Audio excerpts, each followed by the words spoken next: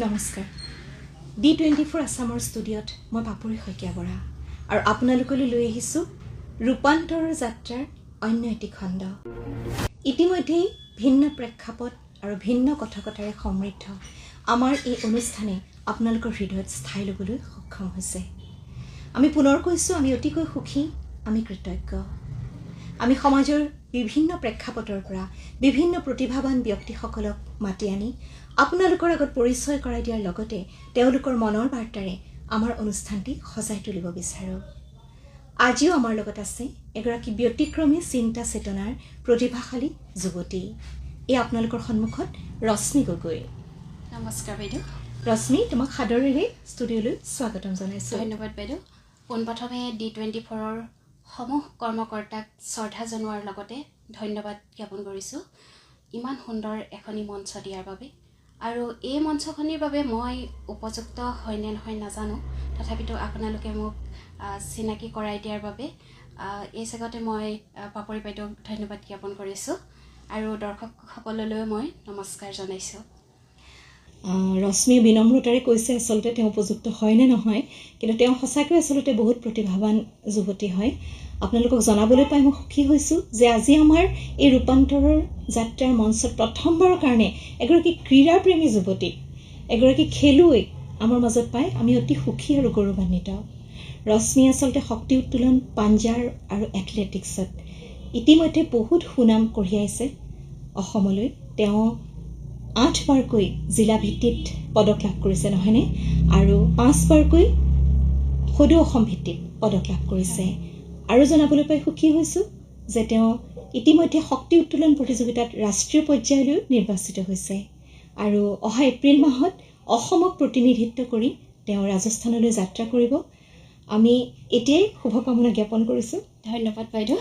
গতিকে আজি এই ক্ৰীড়াপ্ৰেমী অথচ সংস্কৃতিবান, পৰিশ্ৰমী অথচ সৰল সহজ এই যুৱতীগৰাকীৰ মনৰ বাতৰিৰে আমি সজাই তুলিম আমাৰ ৰূপান্তৰৰ যাত্ৰা। ৰশ্মি, তুমি আজি আমাৰ ষ্টুডিঅ'ৰ বিশিষ্ট অতিথি, কিন্তু তুমি বহুত সৰু, সেইবাবে তোমাক মই তুমি বুলি সম্বোধন কৰিছোঁ। আৰু একদম প্ৰথমে মই তোমাক সুধিবলৈ বিচাৰিম, তুমি খেলৰ ক্ষেত্ৰত সুনাম অৰ্জন কৰিছা বা খেলুৱৈ হিচাপে তোমাৰ এটা পৰিচিতি। এই খেলৰ যাত্ৰাটো আৰম্ভণি কেতিয়াৰ পৰা, ইয়াৰ প্ৰেৰণা ক'ৰ পৰা? হয় বাইদেউ, আৰম্ভণি বুলি ক'বলৈ গ'লে আচলতে সৰুৰ পৰাই বুলি ক'ব লাগিব। যেতিয়া আমাৰ স্কুলত বাৰ্ষিক খেল ধেমালিসমূহ হয় আৰু তেতিয়া তাত মই অংশগ্ৰহণ কৰিছিলোঁ আৰু তাত আচলতে আমাৰ ডিছকাছ, শ্বটপুট, দৌৰ, কাবাডী এনেধৰণৰ খেলসমূহ আমাৰ পাতিছিলে আৰু তাত মই অংশগ্ৰহণ কৰি যিকেইটা খেলতে মই অংশগ্ৰহণ কৰোঁ আটাইকেইটাতে মোৰ গ'ল্ড মেডেল আহে। আৰু তেনেকৈ মোৰ প্ৰদৰ্শন দেখি মোক ছাৰে ডিষ্ট্ৰিক্ট পৰ্যায়ৰ কাৰণে নিৰ্বাচিত কৰিছিলে আৰু তাতো মই খেলি পেলাই 2-3খন খেলত মই জয়ী হৈছিলোঁ। আৰু তাৰ পাছত মই কলেজীয়া জীৱন আৰম্ভ হ'ল। কলেজতো তেনেকৈ আমাৰ কলেজ উইক যিহেতু পাতে তাত অংশগ্ৰহণ কৰোঁ আৰু বিদ্যালয় মহাবিদ্যালয় সপ্তাহৰ খেলসমূহে তোমাক আচলতে আগুৱাই দিছে নহয়। তুমি গোলাঘাটৰ থোৰাজান অঞ্চলত জন্ম, থোৰামুখত জন্ম। গতিকে তুমি ক'ত ক'ত শিক্ষা গ্ৰহণ কৰিছা? প্ৰথম অৱস্থাত মই নিজেই চেষ্টা কৰিছিলোঁ আৰু যেতিয়া মই কলেজ পালোঁগৈ তেতিয়া মোৰ খেলৰ প্ৰতি যিহেতু দুৰ্বাস হেঁপাহ আছিলে, তেতিয়া দেউতাই মোক গোলাঘাট ডিষ্ট্ৰিক্টত গোলাঘাট ষ্টেডিয়ামত মোক নামভৰ্তি কৰি দিছিলে আৰু তাৰ পৰাও মই 2-এখন খেল খেলিলোঁ। তাৰপিছত মোৰ গ্ৰেজুৱেশ্যন কমপ্লিট হ'ল। কমপ্লিট হোৱাৰ পাছত BPEDৰ কাৰণে যিহেতু খেল বিভাগত পঢ়িব পাৰি, তাৰ কাৰণে মই চিট পৰীক্ষা দিছিলোঁ, কিন্তু পাছো কৰিলোঁ। আৰু সেইটো সময়ত আমাৰ অকণমান আৰ্থিক সমস্যা দুৰ্বল আছিলে, সেইটো কাৰণে মই পঢ়িব নোৱাৰিলোঁ। তাৰ পৰা আকৌ খেলৰ মাজলৈকে মই ঘূৰি আহিলোঁ। তাৰ পৰা মই জিম জইন কৰিলোঁ। জিম জইন কৰাৰ পিছত তাত দেখিলোঁ যে শক্তি উত্তোলন আৰু পাঞ্জা খেলৰ প্ৰশিক্ষণ দিয়া হয় আৰু যিহেতু মই খেলৰ ছোৱালীয়ে আছিলোঁ, সেইটো কাৰণে সেই খেলটোৰ প্ৰতি এক দুৰ্বলতা আছিলে মোৰ। আগতে মই দেখিছিলোঁ কলেজতো তেনেকৈ মই প্ৰথমবাৰৰ কাৰণে খেলিছিলোঁ, মানে দেখাক দেখি খেলা নিচিনা, আৰু তাত মই জয়ী হৈছিলোঁ। আৰু তেনেকৈ তাত মোক প্ৰশিক্ষণ দিলে। সফলতাবোৰে আচলতে এটা বাট কাটি দিলে। হয় হয় আৰু পৰিয়ালটোৰ অনুপ্ৰেৰণা নিশ্চয়কৈ আছে। তুমি উল্লেখ কৰিলাই তোমাৰ দেউতাৰ কথা। হয়। দেউতা আৰু দাদাৰ কথা ক'বই লাগিব। দাদাটো মোৰ প্ৰতি খোজতে মোৰ লগত যায়, মোৰ প্ৰেৰণা দাদা। আৰু তাৰপাছত মই পাঞ্জা খেলত তেনেকৈ 3বাৰ পাইছোঁ মই ৰাজ্যিক ভিত্তিত। আৰু শক্তি উত্তোলন প্ৰতিযোগিতাটো তাতো মই 3-4বাৰকৈ গ'ল্ড মেডেল পাইছোঁ। আৰু আগন্তুক এতিয়া এখন মোৰ ৰিচেণ্ট খেলি আহিছোঁ, জানুৱাৰীত হৈছিলে। আৰু তাত মই খেলি ৰাষ্ট্ৰীয় পৰ্যায়ৰ কাৰণে নিৰ্বাচিত হৈছোঁ। খুব ভাল লাগিলে। আচলতে তুমি কি ভাবা, খেলৰ এই যাত্ৰাটো সহজ হয় জানো? হয়, সহজটো নহয় নিশ্চয়। খেলৰ মানে সকলো ক্ষেত্ৰত যেনেকৈ সকলো দিশতে শিক্ষাই হওক, সংস্কৃতি হওক, নিজক প্ৰতিষ্ঠা কৰাটো ইমান সহজ নহয়। আৰু ক্ৰীড়াৰ ক্ষেত্ৰত আৰুৱেই কষ্টকৰ, কাৰণ ইয়াত শাৰীৰিক পৰিশ্ৰমৰ কথাটো জড়িত হৈ থাকে, নহয়নে? তোমাক মই আকৌ এবাৰ এই কথাটো সুধিব বিচাৰিছোঁ যে এই ক্ৰীড়াৰ ক্ষেত্ৰত এই যে তুমি ইমান আগুৱালা, মানে শুনিবলৈ সহজ, দেখিবলৈও ভাল লগা, কিন্তু তুমি নিজেই কিমান বাধাৰ সন্মুখীন হৈছিলা বাৰু? হয়, ক'বলৈ গ'লে মই বহুখিনিয়ে সমস্যাৰ সন্মুখীন হৈছিলোঁ। কাৰণ মোৰ ঘৰৰ পৰা ফিল্ডলৈ যথেষ্টখিনি দূৰ হয়। তেতিয়া মই কোনোবা এদিন খোজকাঢ়িও আহিব লগা হৈছিল মানে। তাৰপিছত তেতিয়া মানে মই নিজে কিছুমান সহজ কৰি লৈছিলোঁ। এই ধৰক ঘৰতে মোক ধানৰ বস্তাটোৱে সহায় কৰিলে, মই স্কোৱাটৰ কাৰণে প্ৰেক্টিছ কৰিছিলোঁ। আৰু কিছুমান মোক দাদাই চিমেণ্টেৰে কিছুমান বস্তু বনাই দিছিলে, আৰু সেইবিলাক মই তেনেকৈ প্ৰেক্টিছ কৰিছিলোঁ। আৰু তেনেদৰে মই আগুৱাই যাবলৈ চেষ্টা কৰোঁ। তুমি আচলতে এইটোৱে ক'বলৈ বিচাৰা যে যদি তোমাৰ লক্ষ্য স্থিৰ হয়, হেঁপাহ যদি অদম্য হয়, বাধা আচলতে একো হ'ব নোৱাৰে। হয়, আৰু এইখিনিতে মই এটা কথা ক'ম। মোৰ এটা দুৰ্ঘটনা বুলিয়ে কৈছোঁ। 2023 বৰ্ষত যেতিয়া মই আৰ্ম ৰেষ্টলিঙত ষ্টেট পৰ্যায়ত খেলি নেশ্যনেলৰ কাৰণে মই যেতিয়া ছিলেকশ্যন পাইছিলোঁ, আৰু তেনেকুৱা অৱস্থাতে আচলতে মই অনুশীলন কৰি থকাৰ অৱস্থাতে মোৰ হাত এখন ভাগি গৈছিলে। তাৰপাছত মোৰ যেন সকলো শূন্য চাৰিওফালে। তুমি এইখিনি সময়ত অকণমান হতাশ হৈ গৈছিলা। এখনি যেন মোৰ সৰগ মূৰৰ ওপৰত সৰি পৰিছে। তাৰপাছত মোক গোলাঘাটত নাৰাখিলে, যোৰহাটলৈ লৈ যোৱা হ'ল। আৰু তাত মই 9 দিন আছোঁ। 9 দিন থকাৰ পাছত মোক অপাৰেশ্যন কৰা হয়। তাৰপিছত অপাৰেশ্যনৰ পিছত ঘৰলৈ অহাৰ পাছত মই মানে এনেকুৱাকৈ হতাশাত ভুগিলোঁ, মানে চাৰিওফালে যেন মোৰ অন্ধকাৰ। আৰু বহু লোকে তোমাৰ খেলৰ ক্ষেত্ৰত শৰীৰটো সবল হ'বই লাগিব। আৰু বহু লোকে বহু মন্তব্য কৰিলে যে তই খেলৰ জগতৰ পৰা আঁতৰি আহিব লাগে, আৰু তই একো কৰিব নোৱাৰিবি। কিন্তু সেইটো টাইমত মই মানে মটিভেশ্যন ভিডিঅ' কিছুমান চাইছিলোঁ। যেনেকৈ আজি যদি ক'বলৈ যাওঁ, অৰুণিমা সিংহা, তেখেতে ইমান সংঘাতৰ মাজতো তেখেতে এদিন সফলতাৰ শীৰ্ষত উপনীত হৈছে। এটা পাঠো আছে অৰুণিমা সিংহাৰ ওপৰত, নহয়? আৰু তেখেতৰ ভিডিঅ' চাই মই অনুপ্ৰাণিত হৈছিলোঁ। আৰু লাহে লাহে মই যেতিয়া 6 মাহমান হৈছিলে, তেতিয়া মই অলপ অলপকৈ গধুৰ বস্তু আকৌ দাঙিবলৈ মই চেষ্টা কৰিলোঁ। তাৰপাছত 8 মাহ হওঁতেই মই আকৌ জিম জইন কৰিলোঁ। যিহেতু মই খেলৰ ছোৱালী, খেল কেতিয়াও মই এৰিব নোৱাৰোঁ, মনে কেতিয়াও সাহসক সঁচাকৈ একদম চালাম জনাইছোঁ। কাৰণ ইমান এটা দুৰ্ঘটনা হোৱাৰ পিছত যে তুমি আকৌ পুনৰ পৰা উঠি আকৌ দৌৰিছা, গৈছা আগুৱাই, সেইটো সঁচাকৈ বহুতৰ কাৰণে সেইটো এটা প্ৰেৰণা হ'ব পাৰে। তাৰ পাছতে মই আমাৰ যেতিয়া এবছৰ নহওঁতেই মোৰ এখনি আকৌ শক্তি উত্তোলন প্ৰতিযোগিতা ৰাজ্যিক ভিত্তিত পাতিছিলে, আৰু তাত মই অংশগ্ৰহণ কৰিছিলোঁ। আচলতে তাত মই কেৱল মনৰ শান্তিৰ বাবেহে খেলিবলৈ গৈছিলোঁ, যিহেতু নিজক এবাৰ পৰীক্ষা কৰি যে মই পাৰোঁ নে নোৱাৰোঁ। তাৰপাছত তাত মই পাৰ্টিচিপেট কৰিলোঁ, আৰু ছাৰসকলেও মোক যথেষ্টখিনি অনুপ্ৰাণিত কৰিলে। আৰু আগতকৈ আৰু উন্নত প্ৰদৰ্শনেৰে মই জয়ী হৈ আহিছিলোঁ, তাত গ'ল্ড মেডেল পাইছিলোঁ। আৰু তোমাৰ সেই জয়টো আচলতে কেৱল খেলৰ জয় নাছিলে, ৰশ্মি। তোমাৰ সেই জয়টো আছিলে আচলতে নিজৰ হতাশা, দুখ এইবিলাকক কৰা জয়। প্ৰত্যাহ্বানক উফৰাই যোৱাৰ যিটো জয়, সেইকাৰণে সেই জয়টো চাগে তোমাৰ কাৰণে আজি বহুত তাৎপৰ্যপূৰ্ণ, নহয়নে? এইখিনিতে আৰু এটা কথা সুধিম। তুমি এগৰাকী যুৱতী, আমি জানো সামাজিক ক্ষেত্ৰখনত মানুহে কয় যে কোনো ক্ষেত্ৰত নাৰী আৰু পুৰুষৰ ভিন্নতা নাই, নহয়নে? কিন্তু তথাপিও এটা অপ্ৰিয় সত্য যে সেই কথাখিনি একেবাৰে সম্পূৰ্ণ 100% সঁচা নহয়। গতিকে ক্ৰীড়াৰ ক্ষেত্ৰত এগৰাকী যুৱতী হিচাপে তুমি কিবা প্ৰতিকূলতাৰ সন্মুখীন হৈছা নেকি? হয়, তেনেকুৱা হৈছে মোৰ লগতো। আৰু এতিয়া ধৰক আমি ক'ৰবালৈ যাবলৈ হ'লে আমি যিহেতু যুৱতী, আমাৰ বহু কথাই আহি পৰে। এতিয়া ধৰক আমি সন্ধিয়া সময়ত ওলাই গৈছোঁ বা গধূলি আমি ওলাই গৈছোঁ, তেনেকুৱা টাইমত আমাৰ ধৰক যথেষ্টখিনি সমস্যা হ'ব পাৰে। আমাৰ যিহেতু আমি ছোৱালী, বহুতে বহু কথা আমাক ক'ব পাৰে, সেই ক্ষেত্ৰত সমস্যাৰ সন্মুখীন নোহোৱা নহয় হৈছোঁ। আৰু সেইখিনি আচলতে জয় কৰি আগবাঢ়ি যাব পৰাটোৱে আচলতে জীৱন। যি সেই প্ৰতিকূলতা গচকি যাব তেওঁৱে আগলৈ গুচি যাব, হয়নে? আৰু এতিয়া যদি আমি চাবলৈ যাওঁ লাভলীনা বৰগোহাঁই যিহেতু এখনি সৰু গাঁৱৰ পৰাই তেখেতে প্ৰতিনিধিত্ব কৰি বিশ্বমুখী জয় কৰি আহিছে। আৰু তেনেদৰে এতিয়া হিমা দাস, নয়নমণি শইকীয়া আৰু উমা চেত্ৰীকে ধৰি তেখেতলোক হৈছে আমাৰ অনুপ্ৰেৰণা। নিশ্চয়কৈ অনুপ্ৰেৰণা। তুমি কোৱা প্ৰত্যেকটো কথাই আচলতে তাৎপৰ্যপূৰ্ণ। এগৰাকী খেলুৱৈৰ লগত কথোপকথনেই মোকো আজি বহুত কথা শিকাইছে। খেলুৱৈয়ে আচলতে হাৰ মানিব নাজানে।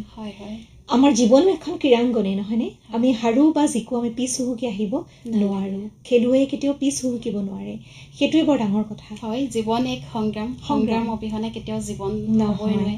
আৰু এজন খেলুৱৈয়ে নিজৰ জীৱনক এটা প্ৰত্যাহ্বান ৰূপে আচলতে ল'ব পাৰে। আৰু ৰশ্মি, বেলেগ এটা প্ৰশ্নলৈ আহিছোঁ।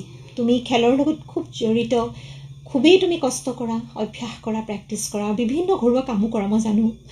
তাৰ মাজতো নিশ্চয়কৈ তোমাৰ কিছু ৰুচি অভিৰুচি আছে। আৰু কি কৰি তুমি ভাল পোৱা, এই বিষয়ে জানিলে ভাল পাওঁ। মই গান শুনি ভাল পাওঁ, কেতিয়াবা দিহানাম, বিয়ানাম, কেতিয়াবা অকণমান গুণগুণাওঁ, আৰু পাতত কিছুমান মই অংকন কৰোঁ। তাৰপিছত খেলুৱৈ এগৰাকী ছোৱালী হৈ তাৰপিছতো প্ৰতিটো ক্ষেত্ৰত ইমান ভিন্ন ভিন্ন ক্ষেত্ৰত তুমি জড়িত হৈছা, সংস্কৃতিৰ লগত, আনকি চিলাই কামৰ লগত, ক্ৰাফটিঙৰ লগত। তোমাৰ তাৰমানে 1 মিনিটো সময় অপব্যয় কৰিবলৈ নিশ্চয় নাই, নহয়নে? সময়ৰ সদ্ব্যৱহাৰেই যে জীৱনৰ মূল মন্ত্ৰ, তোমাৰ দৰে মানুহৰ পৰা আমি শিকিব পাৰোঁ।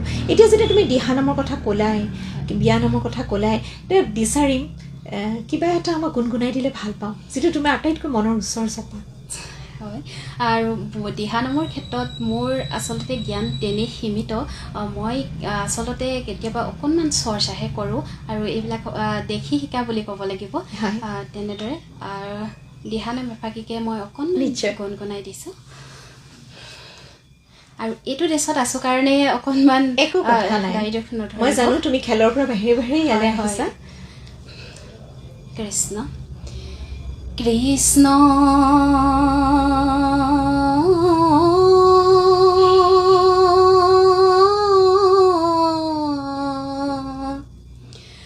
শংকৰ গুৰু হৰি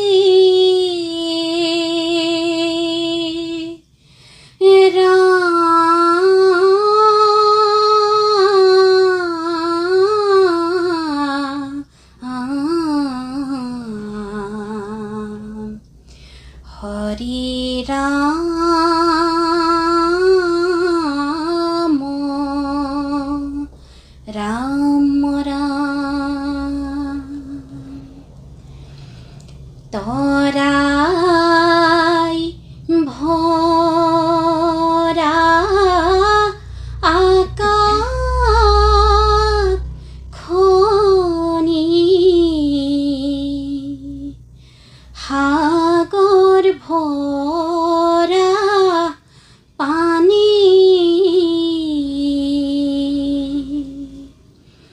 শংকৰ দেৱৰ কীৰ্তন দখন অমিত ৰসৰ বাণী।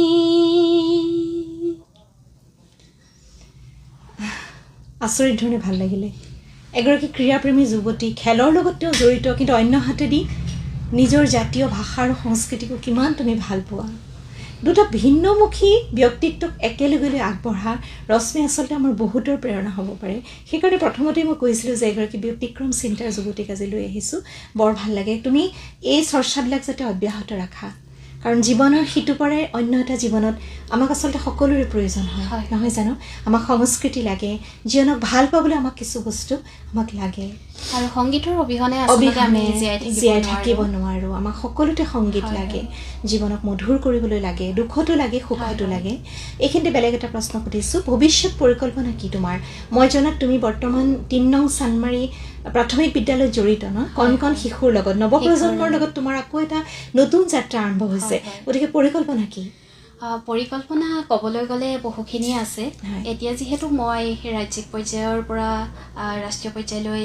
নিৰ্বাচিত হৈছোঁ গতিকে মোৰ দায়িত্বও বাঢ়িল আৰু কঠোৰ মই অনুশীলন কৰিব লাগিব আৰু লগতে মই এগৰাকী ভাল খেলুৱৈ হোৱাৰ মোৰ সপোন আছে আৰু কণ ল'ৰা ছোৱালীক যাতে মই 10জনক যাতে মই আগুৱাই লৈ যাব পাৰোঁ তাৰ কাৰণে মই চেষ্টা সদায় অব্যাহত ৰাখিম প্ৰতিটো কথাই আজি যিখিনি পাতিলোঁ প্ৰতিটো কথাই আচলতে খুব সকাৰাত্মক আৰু খুব আশা ভৰা কাৰণ ৰশ্মি খেলৰ লগত জড়িত খেলুৱৈয়ে কেতিয়াও প্ৰতিবন্ধকতা নামানে খেলুৱৈয়ে কেতিয়াও জয় পৰাজয় নামানে কেতিয়াও হাৰ মানিব নোখোজে সেইকাৰণে জীৱনৰ প্ৰতি তেওঁ খুব পজিটিভ আৰু আজি আমাৰ অনুষ্ঠানটো আচলতে অতি পজিটিভ কথা বতৰাৰে উপচি উঠিছে মই ভাবিছোঁ দৰ্শকসকলে নিশ্চয় ভাল পাইছে ৰশ্মি তোমালৈ মোৰ অন্তিমটি প্ৰশ্ন মই আগবঢ়াইছোঁ যে তুমি এটা বাৰ্তা দিয়া তোমাৰ সমবয়সীয়া যুৱক যুৱতীসকলক দেখিছাই যে আজিৰ সময়টো খুব জটিল যুৱক যুৱতীসকল কুসংগত পৰিয়ে হওক বা তেওঁলোকে পথ বিচাৰি নাপায়ে হওক হতাশাত ভুগিয়ে হওক বা ৰিজাল্টৰ সমস্যাতে হওক তেওঁলোক অবাতে গৈছে সকলো নহয় কিছু ছাত্ৰ ছাত্ৰীয়ে আঁত বিচাৰি পোৱা নাই জীৱনৰ গতিকে তুমি তেওঁলোকক কোৱা যে পৰিশ্ৰমেৰে জীৱনত বিচৰাখিনি আনিব পাৰিনে হয় পৰিশ্ৰমেৰে আমি সকলো জয় কৰিব পাৰোঁ নিজৰ মনত যদি দৃঢ়তা থাকে আত্মবিশ্বাস থাকে তেতিয়াহ'লে সকলো আমি জয় কৰিব পাৰিম আৰু এইখিনিতে ক'ব বিচাৰোঁ যে খেল হৈছে এক মনোৰঞ্জন যাৰ দ্বাৰা আমি দৈহিক মানসিক আমি বিকাশ সাধন কৰিব পাৰোঁ যাৰ দ্বাৰা এতিয়া আমি যেতিয়া এখন খেলত আমি সোমাই যাওঁ তেতিয়া আমাৰ লক্ষ্যটো আমি নিৰ্ধাৰণ কৰিব পাৰোঁ কঠোৰ আমাক পৰিশ্ৰম কৰিবলৈ শিকায় আৰু আমি যেতিয়া আচলতে মানসিক স্থিৰতা আনি দিয়ে হয় আৰু এতিয়া অকল খেল বুলিয়ে মই নকওঁ এতিয়া কিছুমান ধৰক সংগীতৰ ক্ষেত্ৰত আছে কিছুমানে খুব ভাল কবিতা লিখে কিছুমানে খুব ধুনীয়া গায় আৰু তেখেতলোকৰ নিজৰ এটা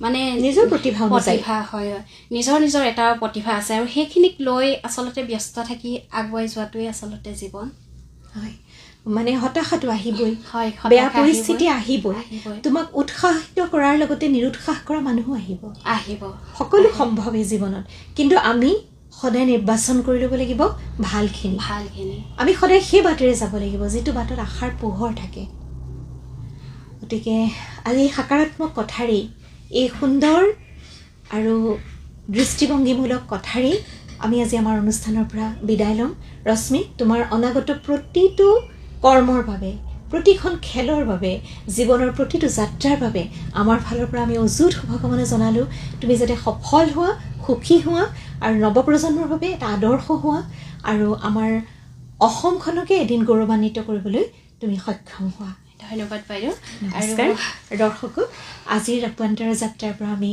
বিদায় লৈছোঁ পুনৰ সুন্দৰ মনৰ সুন্দৰ ব্যক্তিৰ সৈতে আমি আকৌ লগ পাম ৰূপান্তৰৰ যাত্ৰাৰ অন্য এটি খণ্ডত তেতিয়ালৈকে সকলোৰে কুশল কামনাৰে ধন্যবাদ